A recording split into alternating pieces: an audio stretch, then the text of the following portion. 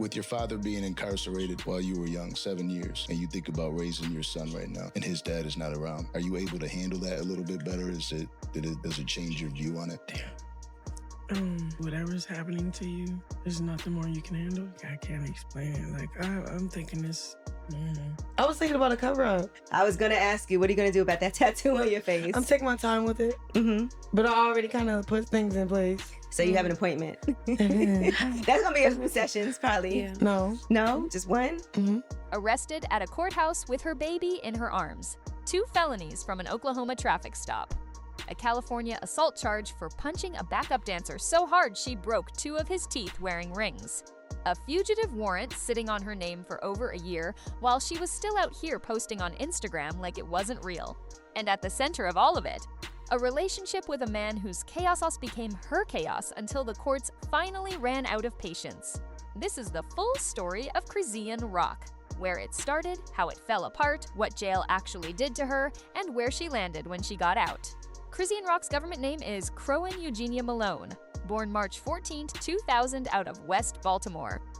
Her introduction to the public came through Blueface's Blue Girls Club, an OnlyFans reality run during COVID where women stayed in his mansion, competing for his attention. Chrisean stood out, not in the way that protects you, but in the way that signals you'll sacrifice everything for someone who isn't going to do the same back. She scrapped with Blueface's other baby mama Jaden Alexis, lost a front tooth in the process, won the competition, got signed to his label, and started a relationship that was going to cost her more than she understood at the time. The legal problems started stacking almost immediately. Maryland weed charge in May 2020, she no-showed the court date, got a bench warrant, and moved on like it wasn't sitting there. That pattern, catch a case, go ghost on the system, was about to become the whole story. The case that put her seriously in the system came in February 2022 in Craig County, Oklahoma. She was a passenger in a car that got pulled over for an unpaid toll. Troopers smelled something, searched the vehicle, and found roughly a pound of cannabis. She told them it was hers. 2 felonies came out of that stop: possession with intent to distribute and possession without the required tax stamp. Under Oklahoma law, each charge carried up to 4 years, which meant 8 years total exposure. She didn't go to jail that day. The case just dragged while she went back to California, back to Blueface, since back to the internet where everything was always on fire. In March 2023, she pleaded guilty in Oklahoma. The court gave her 4 years of probation and 120 community service hours due by September 2023. No time on the front end. Just stay out of trouble and put in the hours. She didn't do the community service hours. By early 2024, Oklahoma prosecutors were done waiting and moved to revoke her deferred judgment. A felony fugitive warrant went out. While that warrant was sitting on her name, a separate charge opened in California. In November 2023, at a Tamar Braxton concert at the Novo in downtown LA, she allegedly ran up on backup dancer James Wright Chanel and punched him while wearing rings, breaking 2 of his teeth. Criminal charges were filed in January 2024, assault with a deadly weapon and battery. He hit her with a civil suit shortly after. By spring 2024, Chrisean was carrying an active Oklahoma felony warrant, an open California assault case, a baby under a year old, and a BD who was about to catch his own prison bid. And she was still moving through LA like none of it was real. June 10, 2024, she pulled up to a San Fernando Valley courthouse in Van Nuys. Baby in tow, dressed to be seen, showing face at Blueface's probation hearing. 5 lapped officers were already positioned and waiting. She got grabbed on sight. Oklahoma warrant and California assault charge running simultaneously with her son in her arms inside the building. 4 days later, on June 14, she pleaded no contest to the assault charge. 30 days in jail, 12 months probation, battery charge dropped. She did that time at Century Regional Detention Facility in Linwood. Then she got extradited to Craig County, Oklahoma, the same jurisdiction that had been holding that felony warrant, and booked in around August 7, 2024. The mugshot made its rounds everywhere. She was facing potentially 4 years in Oklahoma.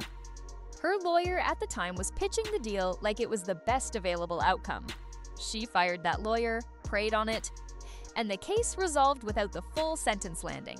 She walked out in early September 2024, roughly 3 months across both facilities. Her son had just turned 1 without her. To understand how she got there, you have to understand what Blueface actually represented in her situation. Because every major legal problem she caught between 2022 and 2024 had his energy somewhere around it. The Oklahoma arrest happened in a car he publicly accused her of stealing. He and Whack 100 went on social media and framed it as her being out of pocket while she was the one who ended up catching 2 felonies. The 2022 Arizona incident happened at a spot they were both at. The missed community service hours happened while she was inside the chaos of their relationship, where there was never enough stability to comply with a court order. She said it herself. She believed Blueface had a direct role in limiting her professional opportunities, that artists, labels, and collaborators didn't want the smoke that came attached to his name. He wasn't just a toxic partner.